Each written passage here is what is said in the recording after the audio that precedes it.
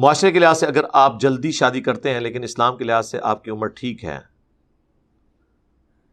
سب باتیں سائڈ پر ایک اچھی زندگی گزارنے کے لیے کن باتوں کو ذہن میں رکھنا ضروری ہے، کیونکہ وہ دونوں ابھی پوری طرح میچور نہیں ہیں۔ دیکھیں جی، ہم نے تو دیکھا ہے جو چھوٹی عمر کی شادی ہے نا، وہ لڑائی جھگڑے کا سبب بنتی ہے، بہت چھوٹی عمر کی شادیاں۔ اس کا ثبوت آپ اپنے ماں باپ یا ان کے ماں باپ کے بارے میں اگر آپ ان کے واقعات سنیں جو فخریہ آپ کو آپ کے رشتہ دار سنا رہے ہوتے ہیں، انتہائی فرسودہ قسم کے واقعات۔ ساڈے ابا جی دا اتنا روب سی، گھر وڑدے سن کسی دی آواز نہیں سی نکلتی، بڑا بڑا فرعون سی یار۔ پھر سناتے ہیں جناب وہ ساڈے تائے ہورے دے بڑے غصے والے سن، ایک بار ایک ویاہ تے گئے، اتنے کسی نے گل کی تھی، اس تو بعد اس گھر نہیں وڑے۔ یہ ان کی خوبی ہے، کسی کے غصے گنوانا۔ پھر مائیں بتا رہی ہوتی ہیں ہم تو کبھی بھی اپنے ساس سسر کے سامنے ایک چارپائی پہ میں تیرے ابا جی دے نال نہیں کدے بیٹھی۔ یہ خوبی والی بات ہے، اندازہ کریں یار۔ نبی علیہ السلام نے تو اپنے گھٹنے رکھ کے نا اپنی بیویوں کو اونٹ کے اوپر سوار کروایا، پاؤں رکھوا کے۔ ہاں جی، بخاری مسلم میں حدیث ہے، سیدہ صفیہ کو، ان کا قد چھوٹا تھا، اپنے پیچھے سوار کیا۔ اور جو کراچی کے مفتی نے کہا تھا نا کہ موٹر بائک کے پیچھے جو ایک ٹانگ ادھر کر کے ادھر بیٹھتی ہیں، میں کہا اونٹ کے اوپر اسی طریقے سے ہی بیٹھا جاتا ہے، سنت ہی۔ چنو تو کہہ رہے ہیں کہ جی، پھر اس نے کتنے بےہودہ الفاظ بولے تھے۔ بھئی جو کمفرٹیبل جس طرح فیل کر رہے ویسے ہی بیٹھے گا نا، اونٹ کے اوپر کوئی ایسے بیٹھ سکتا ہے؟ پھر اس نے اس کا ریبٹل کیا، نہیں جی اونٹ کا مسئلہ ہو رہا ہے اور موٹر بائک کا۔ بھئی موٹر بائک میں بھی سارے کمفرٹیبل نہیں ہوتے ایک طرف دو ٹانگیں رکھ کے بیٹھنے پہ، بعض لوگ کمفرٹیبل اسی میں ہوتے ہیں۔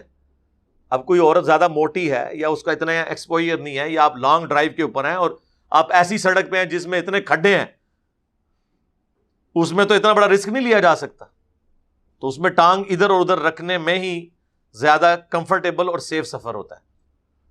تو اس طرح کی وہ چیزیں، تو میرے بھائی چھوٹی عمر کی شادی میں ہم نے یہ نقصانات دیکھے ہیں۔ باقی آپ کہہ رہے تھے زندگی گزارنے کے لیے اصول، سر اصول صرف ایک ہے، صبر، بس۔ ہاتھی کے پاؤں میں سب کا پاؤں، سب سے بڑا سائز اس کے پاؤں کا ہی ہوتا ہے نا، تو ایک ہی اصول ہے، صبر۔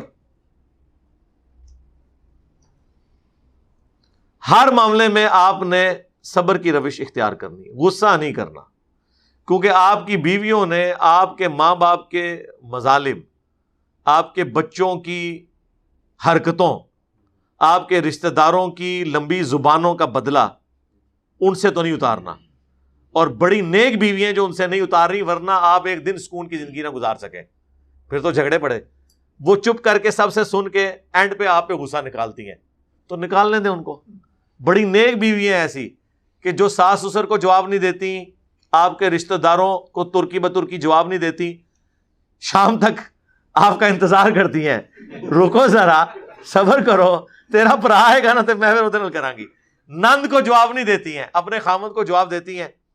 آپ چپ کر کے سن لیں، اس کا فائدہ یہ ہے کہ ان کا غصہ، یعنی آپ وہ جس طرح وہ ویٹ اٹھایا جاتا ہے نا کوکر کے اوپر سے، تو آپ خود ہی آ کے ویٹ اٹھا لیا کریں، کہ ہاں جی کوئی ہے شے، آ جاؤ، ریڈی ہے، بسم اللہ آغاز کرو۔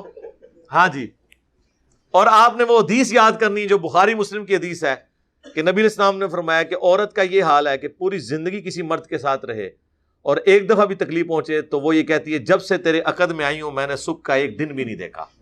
یہ حدیث بخاری میں بھی ہے، مسلم میں بھی، ٹھیک ہے۔ اور نبی علیہ السلام کے ساتھ خود کئی دفعہ ایسا ہو چکا ہے کہ آپ کی بیویوں نے آپ کے ساتھ اس طرح کا ایٹیچیوڈ کیا، اور وہ بخاری مسلم میں نہیں صرف آیا، قرآن میں بھی آیا، حتیٰ کہ طلاق تک نوبت پہنچ گئی۔ سورۃ الاحزاب آپ پڑھ کے دیکھ لیں کہ اگر تم دنیا کا مال چاہتی ہو تو میں تمہیں طلاق دے کے چھوڑ دیتا ہوں، اور اگر اللہ اور اس کا رسول اور آخرت کا گھر چاہتی ہو تو اسی حالت میں ہی میرے محبوب کے ساتھ گزارا کرو صلی اللہ علیہ وآلہ وسلم۔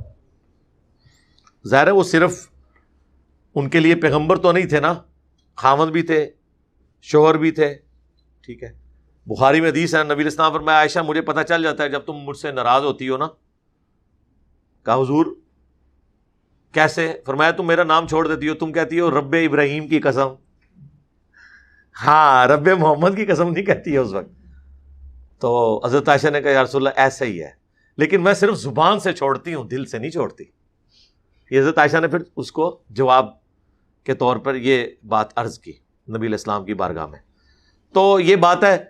تو کامیاب زندگی کا ایک ہی اصول، بلکہ کامیاب ازدواجی زندگی کا، دنیا میں وقت گزارنے کا ایک ہی اصول ہے صبر اور اچھے وقت کا انتظار. انشاءاللہ تعالی صبر آپ کو پے کرتا ہے. آپ زندگی میں ہزاروں دفعہ بول کے پچھتائے ہوں گے، لیکن میں آپ کو وثوق سے کہتا ہوں خاموش رہ کے کبھی کوئی انسان نہیں پچھتاتا. ہاں یہ ضرور کہہ سکتا ہے جی میں اس ٹائم بولیا ہوں نا تو میں کر دینا، اس تو بعد جو کچھ ہویا ہوں اس تو بعد تو یہی کہنا سی کاش میں نہ کیتا ہوں. یہ میں آپ کو بتا دوں، خاموشی.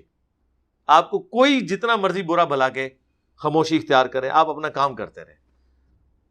جیسے ایک انگریز کی کوٹیشن ہے کہ اگر میں راستے پہ چلتے ہوئے راستے میں آنے والے ہر کتے کے بھونکنے کا جواب دوں گا نا، پھر میں اپنی منزل تک نہیں پہنچ سکتا.